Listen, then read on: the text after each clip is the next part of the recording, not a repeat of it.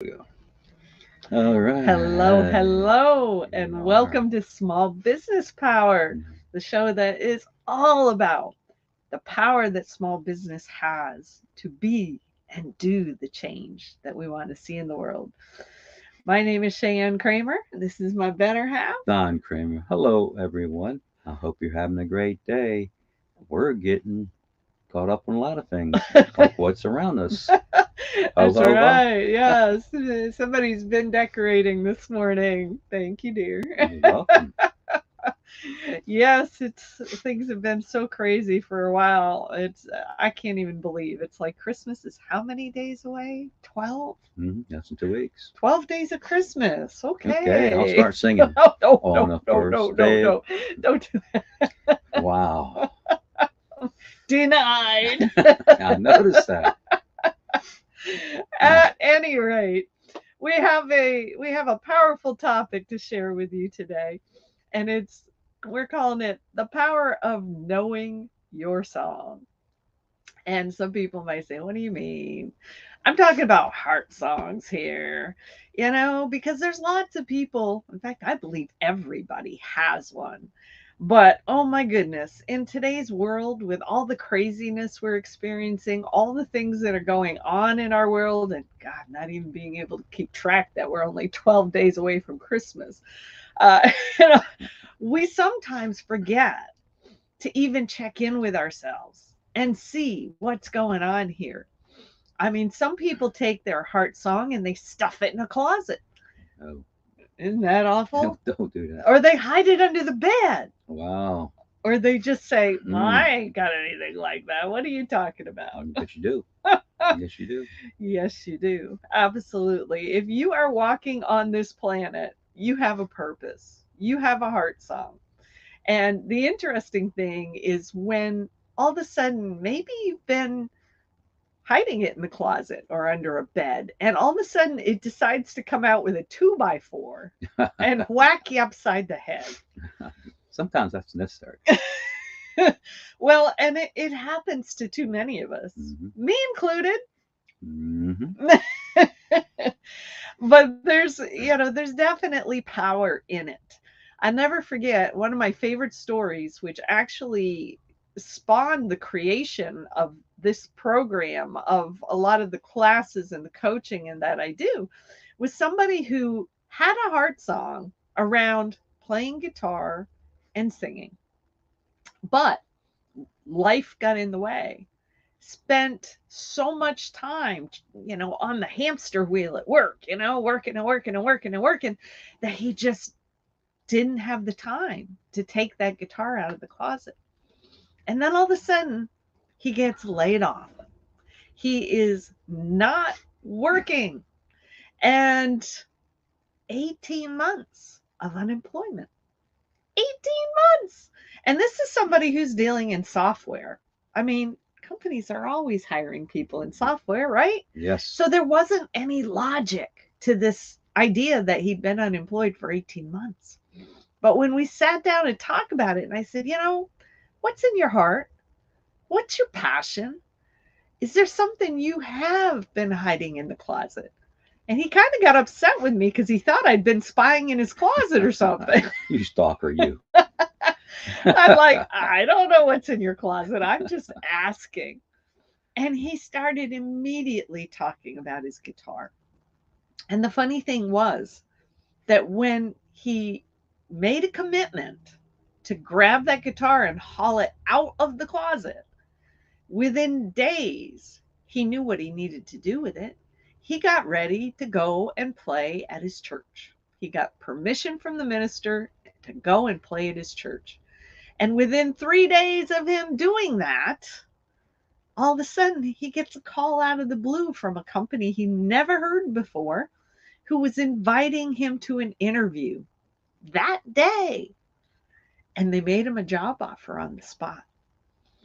So I just want you to hear this because boy, sometimes when we're not listening to what's inside, when we're not paying attention, sometimes that can have some real painful consequences.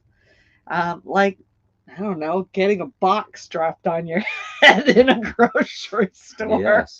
You shouldn't do that. It's true. But trauma of all kinds is sometimes what happens, whether that trauma is unemployment, whether that trauma is a car accident. God, I had one time in my life where I was going through a bunch of those. It was like something, my other self was trying so hard to get my attention, and I wasn't paying attention. Some people go through some massive chronic illness, some disastrous health crisis to get their attention. There's all kinds of things that can happen. Whereas, you might have this still small voice, but if you're not listening to it, it comes at you a little stronger and a little stronger all the time.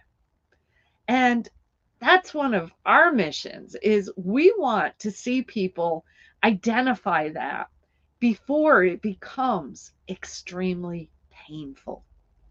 I've seen more than one business that had a fair amount of success going on, and then something shifted.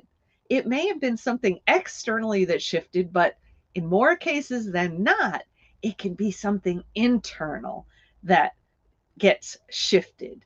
And in that situation, you're being called to do something different in your job search, or in a business. And if you don't figure it out and you don't do it, income can kind of go boom, it can just stop. Glad that you're with us today, Darlene. And yeah, there's a lot of good books out there to help people kind of get tuned in to that quiet voice, because we need to be doing this more and more. I remember another gentleman who also had his income stopped, not through a business, but because he was afraid of starting one. That was another interesting situation. He had been unemployed for about 18 months, and he actually wanted to get involved in healthcare. He had a degree in the life sciences and he had never used it.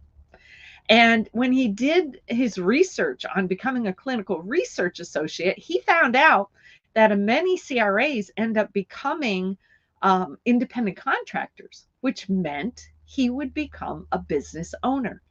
And that idea scared him so much that he kept running.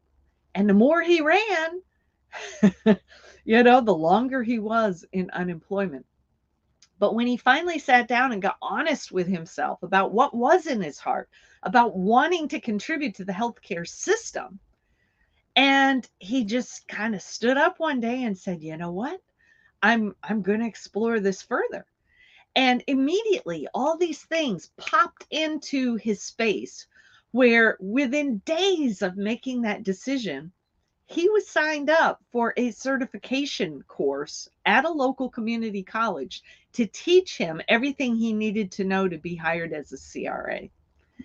And it was crazy. When I bumped into him a year later, he was working as a CRA, currently as an employee, but knowing that he may end up becoming an independent contractor, and he made peace with that idea. So that's the whole idea is, whether you're in job search, whether you're thinking about, or maybe you've already started a business, or maybe it's about the idea that you've been in business for a while and all of a sudden the income has slowed to a trickle when you were used to a waterfall, then there might be something that you need to be looking at in your heart and in your soul to figure out how to integrate your income streams with whatever your heart is calling you to do. And I've also referred to this as your subconscious mind. If you don't believe that your heart has power, if you don't think you've got a soul, let's talk about the subconscious. It's been recording everything you've done since the day you were born. And if there's something in your subconscious that has a strong emotional charge to it, it will command you to pay attention at some point in your life. So it's like you can struggle with it and you can keep getting hit with a bigger 2x4. Maybe eventually it'll become, I don't know, a log, Go by it. a big tree log, Go by right? 12. Yeah, exactly. So, stop putting yourself in a position to feel more pain and start listening